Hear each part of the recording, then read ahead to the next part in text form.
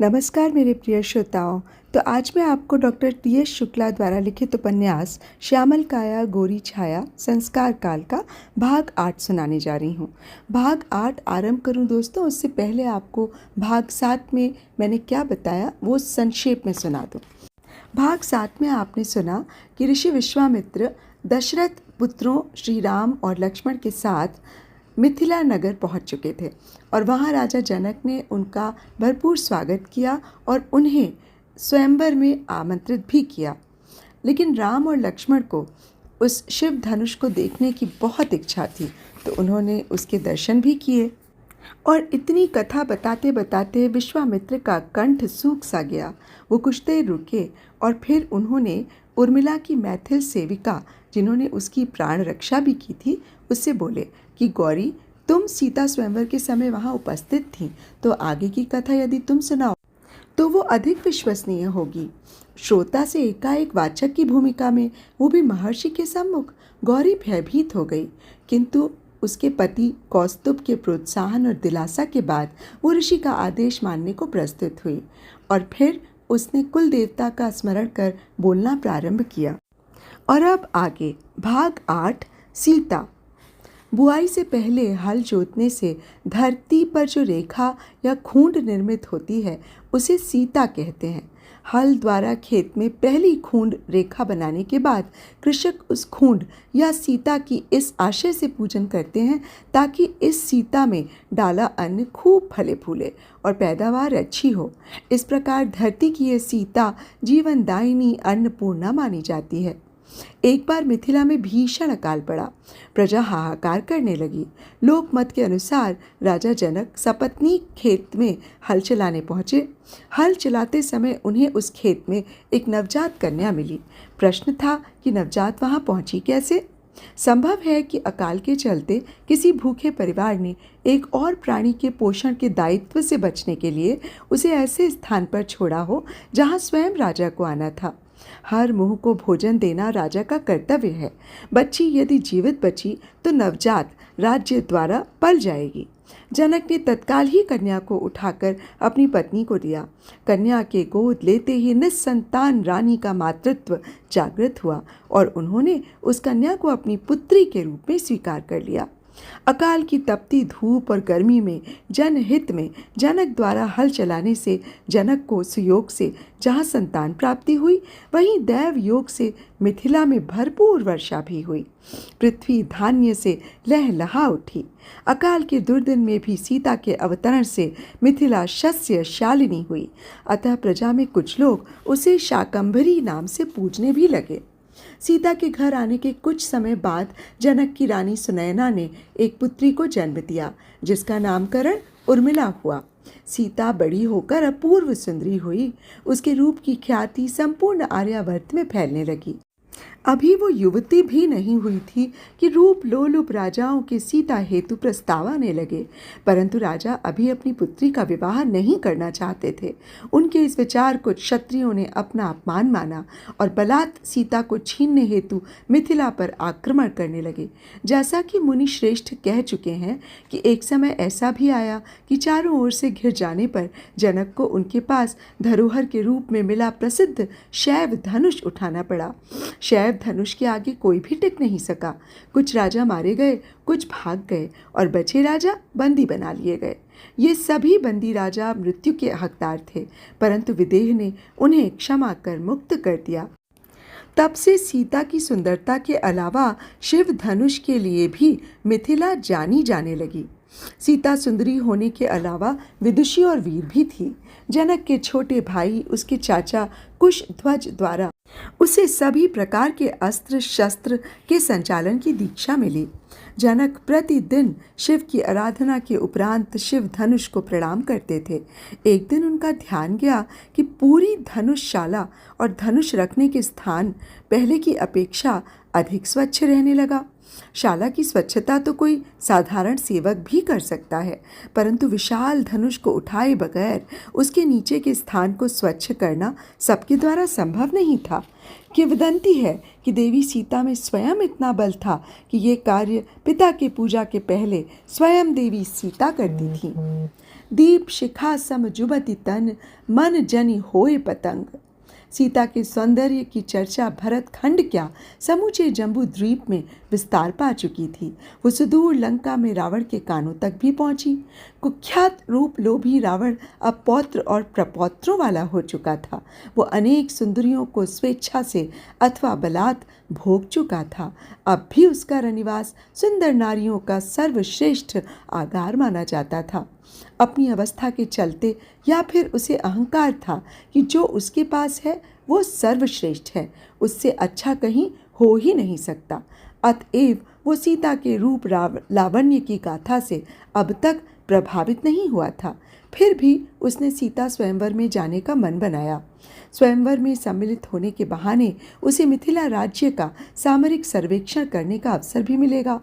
दंडक वन में कुछ दिन प्रवास कर पहले उसने वहां से मैथिल नागरिकों के वेश में अपने गुप्तचरों को मिथिला भेज दिया। कुछ अंतराल के बाद जब नीतिज्ञों के अनुमान के अनुसार भेजे गुप्तचर जन साधारण में मिल गए होंगे के बाद ही रावण ने आर्यावर्त की दिशा में प्रस्थान किया। मिथिला के नगर द्वार पर वो मात्र अपने 10 सशस्त्र अंगरक्षकों के साथ पहुंचा। उसके भव्य व्यक्तित्व और आकृति को देख कोई भी प्रहरी का उसे रोकना तो दूर, पूछताछ करने का भी साहस नहीं कर सका। रावण ने प्रवेश के बाद पूरे नगर का भ्रमण किया। रास्ता पूछने के बहाने वो नागरिक वेश में अपने गुप्तचरों से भी बात करता चला। इस प्रकार मिथिला के राजतंत्र, उसकी कमजोरियां और प्रबलताओं से भली भांति परिचित होने के बाद ही वो धनुष यज्ञशाला में पहुंचा।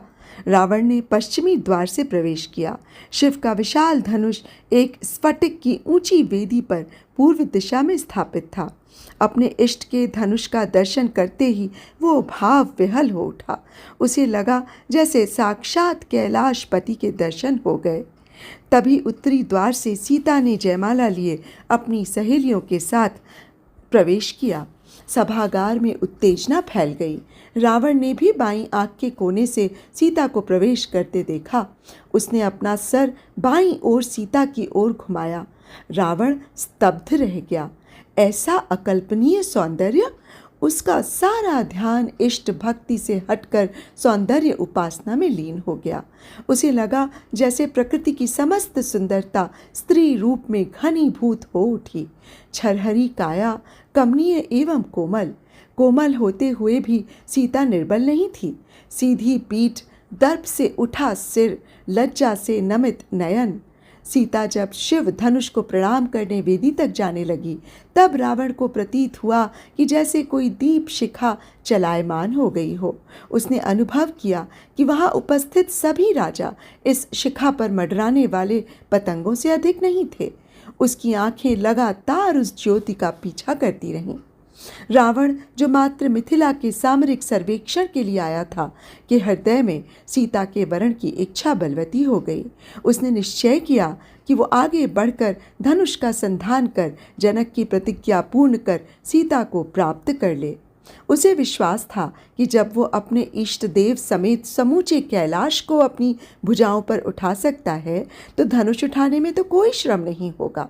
वो शीघ्रता से धनुष की ओर बढ़ा। तब तक सीता धनुष वेदी के पूर्व में शिव धनुष को प्रणाम करने के लिए मुड़ी। अब रावण ने सीता का पूरा मुख सामने से देखा। उसे अभी तक केवल आधे चंद्रमा के दर्शन हो रहे थे। पूर्ण चंद्र को देखकर उसकी समाधि सी लग गई। सीता ने शिव धनुष को प्रणाम कर अपनी बंद आंखें खोली। धनुष के सामने खड़ा रावण उसे निर्निमेष देख रहा था।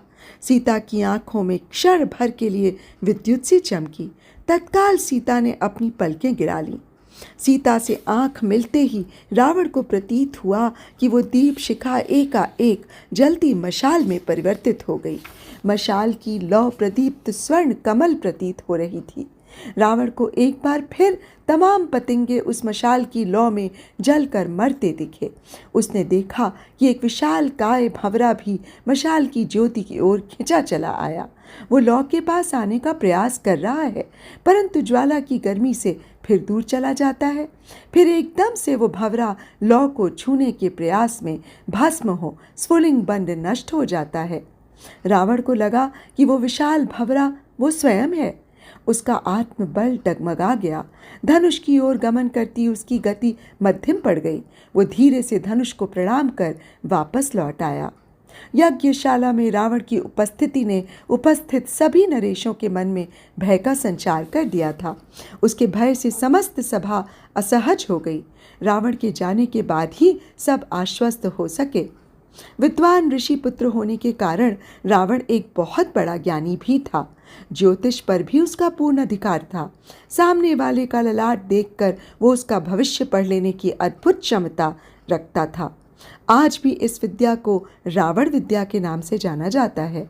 सीता के मस्तक को देखते ही उसे ऐसा प्रतीत हुआ कि ये कन्या उसके मरण का कारण बनेगी। उसके तत्काल बाद ही भंवरे के रूप में स्वयं का सीता की लौ में नष्ट होना उसे बहुत कुछ बता गया। यही कारण था कि रावण मात्र शिव धनुष को प्रणाम कर लौट गया। रास्ते भर उसकी आंखों के आगे ज्वाला और नाशवान भंवरा घूमता रहा। उसने अपने मन से मिथिला पर सैन्य संधान का विचार त्याग दिया और प्रणाम कर वापस लौट चला। उसके रंग भूमि से प्रयाण करते ही स्तब्ध रंग भूमि में चेतना लौटी। सभी ने आश्वस्ति की सांस ली। ऐसा था रावण का आतंक। रावण रंग भूमि से निकल तो आया, किंतु अभी भी वो सीता के रूप माधुरी में मग्न था। फिर एकाएक उसे मशाल पर मंडराते भंवरे का स्मरण हुआ। उसे आघात सा लगा। चेतन होते ही उसे सामने से ऋषि विश्वामित्र अपनी मंडली के साथ आते दिखाई दिए। उसकी दृष्टि उनमें सबसे आगे चल रहे दो अद्भुत काया वाले ऋषि कुमारों पर पड़ी। वो 2 घड़ी के लिए ठिठका, किंतु अपने विचारों में वहां से निकल आया। रावण की विशाल पुष्टकाया, तेजस्वी राजसी ब्राह्मण वेश, ललाट पर बड़ा त्रिपुंड उसके शिव भक्त होने का परिचय दे रहा था। रावण का प्रभावशाली मुखमंडल व ठवन देख दशरथ कुमार भी अप्रभावित नहीं रह सके। उन्होंने ब्राह्मण वेशधारी रावण को प्रणाम किया, किंतु अपने मद में मस्त रावण मात्र विश्वामित्र को प्रणाम कर कुंजर गति से चला गया। विश्वामित्र ने रावण के अभिवादन पर स्वस्ति मुद्रा में हाथ अवश्य उठाया, परंतु उनके मुख से कोई आशीर्वाद नहीं निकला। उन्होंने मुड़कर अपने शिष्यों से कहा, हम लोगों का आगमन बहुत सुंदर समय हुआ है। स्वयंवर से लंकेश के वापस चले जाने से रंगभूमि में उपद्रव की आशंका काफी न्यून हो गई। अच्छा संयोग है कि तुम्हें विश्व विजयी रावण के दर्शन भी हो गए। भविष्य में यही आकृति तुम्हारे संधान में होनी चाहिए, कहकर विश्वामित्र ने यज्ञ भूमि में प्रवेश किया। विश्वामित्र को देखकर सारी सभा आदर में खड़ी हो गई। राजा जनक ने आगे बढ़कर स्वागत किया। विश्वामित्र को प्रणाम कर उन्हें अर्घ्य अर्पित किया। राम और लक्ष्मण का प्रणाम स्वीकार कर उन्हें आशीष देते हुए जनक ने उनका भी विशेष रूप से स्वागत किया। विश्वामित्र व दाशरथों को सिंहासन के दाहिनी ओर बैठाया गया। विश्वामित्र के साथ राम और लक्ष्मण को देख राजाओं में कानाफूसी प्रारंभ हो गई। सबने अनुमान लगा लिया कि सिद्धाश्रम को आतंकियों से निर्मूल करने वाले यही दोनों वीर हैं। जनक के सिंहासन आरूढ़ होने से पहले विश्वामित्र को प्रणाम करके कहा, भगवन, प्रतीत होता है कि सभी प्रतिभागी अपना अपना स्थान ग्रहण कर चुके हैं। यदि आज्ञा हो तो स्वयंवर की कार्यवाही प्रारंभ की जाए। विश्वामित्र ने पूरी रंगभूमि का अवलोकन करने के बाद स्वीकृति की मुद्रा में सिर हिलाकर अनुमति प्रदान की। राज सिंहासन के दोनों ओर खड़े 4 चारणों ने जनक व जनक की वंश विरुदावली का संवेद स्वर में गान करने के बाद शिव धनुष का परिचय दिया। इसके बाद जनक के भाई राजा कुश ध्वज ने सीता स्वयंवर का विधान बताना प्रारंभ किया। समस्त जम्बूद्वीप से पधारे वीर राजपुरुषों, आप चारणों द्वारा शिव धनुष की गुरुता और महानता का वर्णन सुन चुके हैं। ये कोई साधारण धनुष नहीं है। इसे मात्र उठाना ही अपने में अद्भुत बल का प्रमाण होगा। सीता स्वयंवर की शर्त है कि जो वीर्यवान पुरुष इसे उठाकर इस पर प्रत्यंचा संधान करने में सक्षम होगा, उसे ही सीता वरण करेगी। ऐसी मिथिला नरेश की प्रतिज्ञा है। नगाड़े पर चोट पड़ते ही ये प्रतियोगिता प्रारंभ हो जाएगी, कहकर कुशध्वज ने प्रहरी को नगाड़े पर चोट करने का संकेत किया। नगाड़े पर चोट पड़ते ही एकाएक कई राजा लोग धनुष की ओर दौड़े। वो इसे साधारण धनुष मानकर सबसे पहले उठाने का प्रयास कर रहे थे, एक छोटे से द्वंद्व के उपरांत उनमें से एक विजेता राजा ने धनुष के पास पहुंचकर धनुष उठाने का प्रयास किया, किंतु धनुष अपनी जगह से हिला भी नहीं। फिर उसने दोनों हाथों के पूरे बल से प्रयास किया। उसका चेहरा लाल हो उठा, किंतु धनुष वहीं का वहीं रहा। अंत में वो राजा लज्जित होकर वापस अपने स्थान पर आकर बैठ गया। धीर स्वभाव के वो लोग जिन्होंने शिव धनुष की महिमा सुन रखी थी, वो धैर्य से अपनी जगह बैठे रहे और अपनी बारी आने की प्रतीक्षा की। सभी राजाओं ने धनुष को उठाने का प्रयास किया, किंतु कोई भी सफल नहीं हो सका। सभी सिर झुकाकर जनक की आज्ञा का इंतजार करने लगे। जनक ने सिंहासन पर बैठे बैठे ही प्रतिभागी राजाओं से कहा, यदि राजागण चाहें तो सामूहिक रूप से धनुषोत्तोलन का प्रयास कर सकते हैं। राजा के स्वर में व्यंग्य था। तमाम राजा जो सुंदरी सीता को किसी भी प्रकार प्राप्त करना चाहते थे, वो अपनी अधीरता में इसका आकलन करना भूल गए कि सामूहिक रूप से सबने धनुष उठा भी लिया तो उनमें से किस प्रतिभागी को सीता वरेगी। अपनी अधीरता में व्यग्र राजागण धनुष की ओर लपके, किंतु धनुष तक पहुंचने के पहले ही उन्हें जनक का व्यंग्य समझ में आया। वो लज्जित होकर वापस अपने आसन की ओर लौट गए। ये लज्जा जनक के व्यंग्य को न समझ पाने की नहीं थी, वरन अपनी क्षमता की न्यूनता पर थी। हीनता से उपजी लज्जा आक्रोश, फिर क्रोध और हिंसा को प्रेरित करती है। असफल राजागण क्रोधित होकर आक्रामक हो उठे। वो कहने लगे, जनक का ये धनुष लौह निर्मित है, इसे इस स्फटिक वेदी पर जमाकर गाड़ा गया है, इसीलिए हम सब इसे उठाने में असफल रहे।